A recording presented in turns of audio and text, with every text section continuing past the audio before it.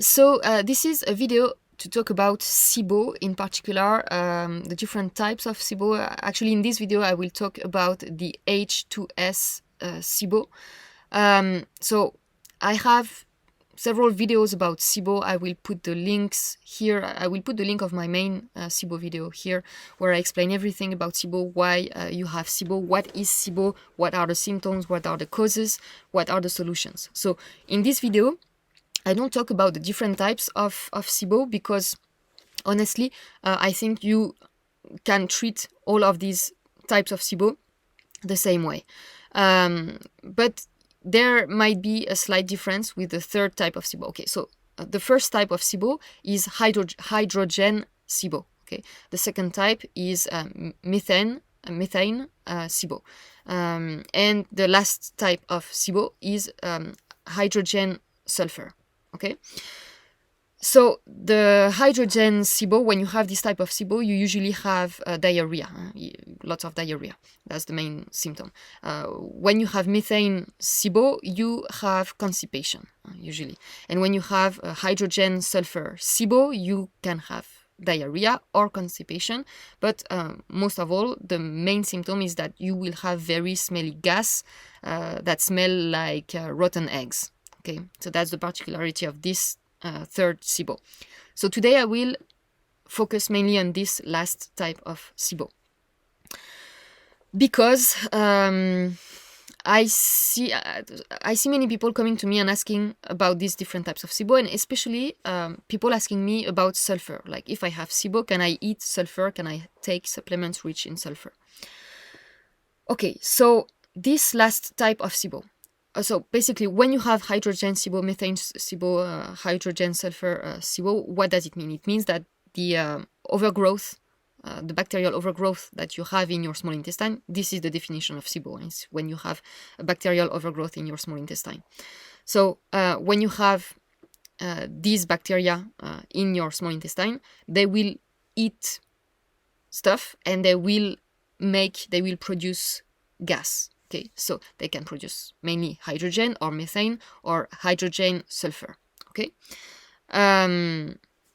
so for the third type of SIBO, they produce hydrogen-sulfur. Why? So they eat sulfur. That's what they do. Actually, they eat sulfate, but to keep it simple, I will say they eat sulfur. Sulfate is a metabolite of sulfur. So they eat sulfur, and most of all, what they eat is animal proteins. Okay, animal proteins. So why do you have an overgrowth of these bacteria in your small intestine?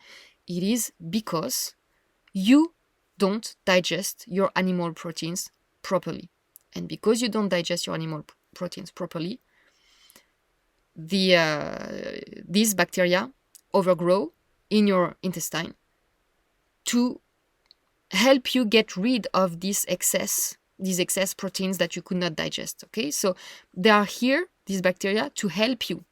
And that's always the case. That's also the case for the other types of SIBO. That's also what happens with Candida. You don't have Candida for no reason. Candida is not here to attack you, to kill you. It overgrew in your gut for a good reason, to get rid of something that your body cannot get rid on its own. And it's the same with SIBO. It's the same with this third type of SIBO.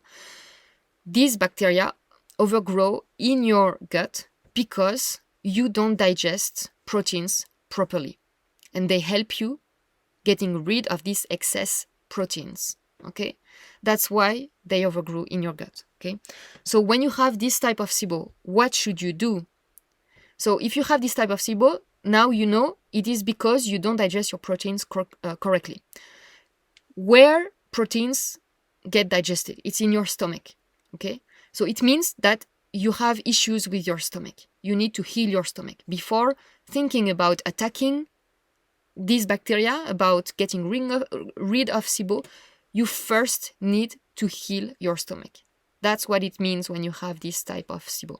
I have a complete, detailed video about how to heal the stomach. I'll put the video here. So go watch this video, if you have this type of SIBO, you will need to heal your stomach first, okay? And then when you heal, so this is the very first thing you need to do, heal your stomach before even thinking of attacking your SIBO. Heal your stomach first. Spend a few weeks healing your stomach first. And then when you feel that you digest meat better, then yes, you can start attacking your SIBO with different antimicrobials, okay? Okay, then people ask me, people who have this SIBO, should they stop eating animal products? Should they stop eating sulfur-rich foods? My answer is not really, it depends. As I said, I think you need to first heal your stomach. When you heal your stomach, you can keep eating animal foods, foods rich in sulfur, because then you will digest these foods properly, so it won't be an issue. But meanwhile, yes, it can be a good option, a good solution to lower the foods rich in sulfur in your diet while you are dealing with these issues, with the stomach issues and this type of SIBO. Okay, some people say that people with this type of SIBO should go vegan for a few weeks. Do I agree? Again, it depends. I am really not in favor of a vegan diet, but yes, it can help if you really, like, if your stomach is really, really bad, like you cannot digest meat. But really, if you do what I explained in my stomach video, you will digest meat, okay? And especially you need to take betaine HCl, and you will see the difference like within a few days. You don't have to go on a vegan diet for weeks or even many days. If you take betaine HCl, you might feel a difference right away. So you won't have to do a vegan diet because these pills will really help you digest the meat. So you won't have to go on a vegan diet. But let's say if ever these pills and everything I explained in my stomach video doesn't work, it will work. But let's say, meanwhile, if it takes too much time for you to work, that is possible, then yes, you can lower the amount of proteins you eat, and you can lower the amount of sulfur-rich foods that you eat, okay? So yeah, basically that's what I wanted to tell you in this video, and also about the different supplements rich in sulfur, such as NAC, N-acetylcysteine, or MSM. Yes, they are rich in sulfur, but it depends. For some people with this type of SIBO, they will see that it won't hurt them. But other people will see that, yes, they have more symptoms when they take these supplements. So it depends. I would say, yes, if you have this type of SIBO, maybe don't try taking NAC or MSM, in the beginning. Maybe you can try later. But as always, my number one recommendation is that you listen to your body first, okay? This is what you need to do. You need to listen to your body to know if this or that supplement works for you, or if this or that food works for you, okay? All right, I wanted to try to make this video not too complicated. I hope I did not confuse you even more. If I did, please tell me, and maybe I will do another video to give you more details.